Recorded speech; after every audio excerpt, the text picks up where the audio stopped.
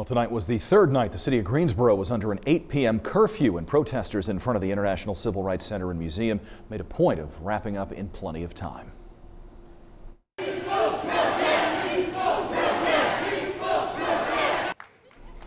Elm Street, after a march, ended up being quite quiet a few minutes after the curfew kicked in tonight. Before the clock struck 8, one group marched up Elm chanting peaceful protest and then stopped right in front of the museum, which was damaged over the weekend. They took a knee, observed a moment of silence, and made a point of saying they had been seen, they had been heard, and they did not want any looting or arrests tonight. One protester we spoke with on camera said he did not wish to give his name. It's a marathon, it's not a sprint. You know, we have to make sure that everybody's safe. We have willing and able bodies out here making sure that people are safe, making sure that people are getting home, making sure people are getting rides out. Safety is a big priority for us. It's not just cops who are attacking us. You know, there are a lot of people who are out here right now. But the dynamic today was beautiful. And before that second group arrived, another group of protesters spent time there as well. Speakers here urged everyone listening to vote and to get involved in their community. They also made a point of wrapping up well before 8 o'clock because they said they didn't want the police to have any reason to believe what they were doing was negative. We asked for one speaker's thoughts on the new charges against the police officers involved in George Floyd's arrest when he died. I make of it to say about time. It took them long enough to arrest all of them when we could all clearly see that man was murdered right before our eyes on social media, begging for his mama. Black women wounds hurt, okay?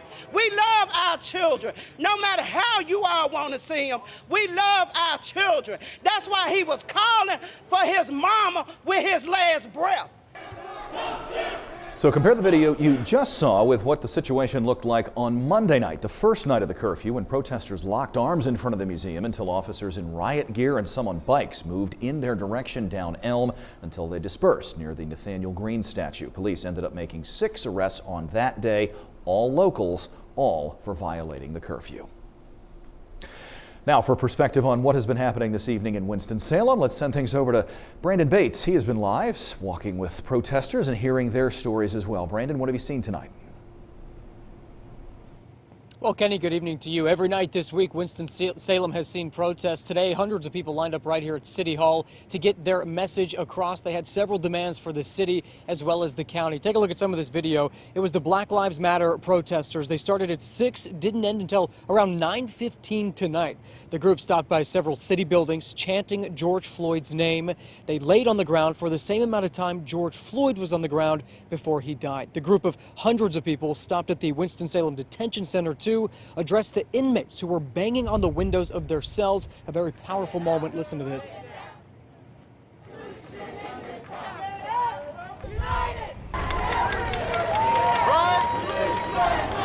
To me, that was powerful because the inmates were in there banging on the walls, like, you know, I can hear you. And it was just amazing to be, 23, to be able to live through something like this.